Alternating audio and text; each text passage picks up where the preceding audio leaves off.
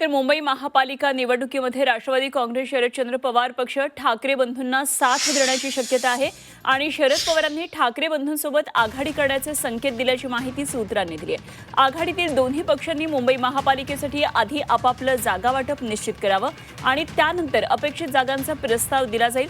पक्षाला सन्मानजनक संख्येने जागा मिळाव्यात अशी अट शरद पवार यांनी उद्धव सेनेला घातल्याची माहिती सूत्रांनी दिली आहे। कालच खासदार संजय राऊतांनी शरद पवारांची भेट घेतली होती आणि या भेटीदरम्यान पवारांनी ही अट घातल्याची माहिती सूत्रांनी दिली आहे।